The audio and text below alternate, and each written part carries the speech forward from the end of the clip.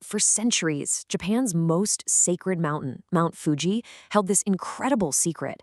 Pilgrims who made it to the summit believed they could witness a real, genuine miracle, a divine message right there in the clouds. But what we're going to talk about today is the story of how a 17th century scholar used pure logic to look straight at a god and see something completely different. So you have to understand, climbing Mount Fuji, it's never just been a hike, right? It's always been this deep spiritual journey. And for generations, the people who actually made it all the way to the top were rewarded with this extraordinary vision. It became this holy tradition, a powerful confirmation of their faith, passed down through stories for ages. So what was it? What was this incredible sight that literally brought believers to their knees? What could possibly appear in the sky that was so powerful it was just accepted as a divine visitation for hundreds and hundreds of years? And here's what's so wild. The vision was incredibly specific. Pilgrims were consistently reporting the same thing. Not one, but three distinct glowing figures, just floating there on the clouds as the sun came up behind them. And each one was surrounded by this brilliant rainbow-colored halo. For them, there was no question about who it was. This was the Amida Buddha with his holy attendants, coming down to greet them. I mean, can you even imagine? You've just finished this incredibly tough pilgrimage, you're standing on top of Japan's most sacred spots, and then you see this. The impact was just profound. People were completely overwhelmed. They'd weep with joy, bow down in reverence, and pray to these figures, seeing it as the ultimate blessing. And then someone dared to question it all. A scholar, looking at this incredibly sacred scene, came up with this radical, almost unbelievable idea.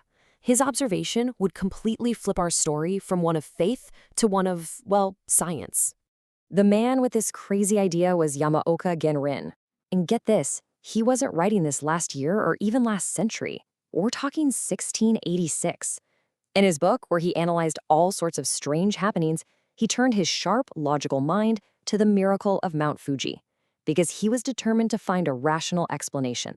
Okay, so if it wasn't the Buddha, if it wasn't some kind of miracle, then what on earth were all those people seeing? Genrin suggested that the answer wasn't hidden in the heavens, but in the basic laws of nature, right here on Earth. Well, it turns out this whole thing has a modern scientific name, the Brocken specter. It's a totally natural, though I gotta say absolutely breathtaking optical illusion. And what's amazing is that Yamaoka Genrin figured out pretty much exactly how it worked centuries before most people in the West even had a clue. So Genrin basically broke this miracle down into a simple recipe. You just need three things. First, the sun has to be low in the sky, directly at your back. Second, you, the observer, have to be up high, like on a mountain peak. And third, you need a screen, a huge bank of clouds or mist sitting right below you. It's pretty simple, actually. With the sun at your back, your body blocks the light and casts a shadow.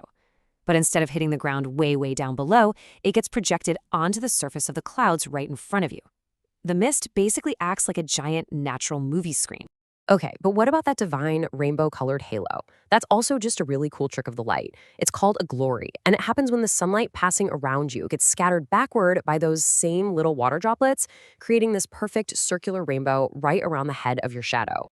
Okay, so that explains one glowing figure with a halo. But hang on, the legend is super specific, right? Pilgrims always saw three figures. This was the last piece of the puzzle Genrin had to crack to really explain the whole miracle. This is the big question, isn't it? If the Brocken specter is just your own shadow, how could one person suddenly create three divine figures? The answer, as Genrin figured out, was just beautifully simple.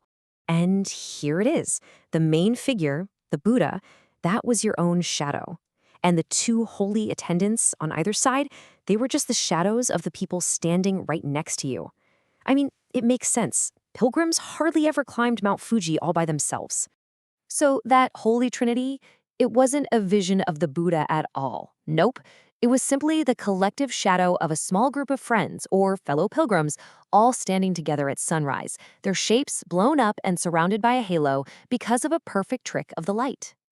And when you think about it, Gemrin pointed out this incredible irony. For centuries, these deeply faithful people were weeping with gratitude, bowing down in total worship to their own shadows. They were literally worshiping themselves and had absolutely no idea.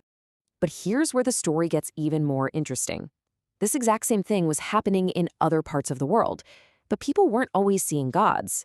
It just goes to show you that what we see when we face the unknown, well, it often says more about us than about what's actually out there. So, in Japan, right, the culture is steeped in mountain worship and Buddhism, so of course they saw a holy savior, a blessing. But over in Europe, in the mountains where it was called the Brockenspecter, local stories saw the exact same thing and called it a terrifying, ghostly monster haunting the peaks. It's wild, same light, same shadow, but one culture sees a god and another sees a demon. And that just leaves us with this incredible final thought, doesn't it? The miracle of Mount Fuji wasn't really about gods in the clouds. It was about how our own beliefs, our hopes, and even our fears get projected onto the world around us. So it really makes you think, when we're faced with something we don't understand, what do we choose to see? A god? A monster? Or maybe just a reflection of ourselves?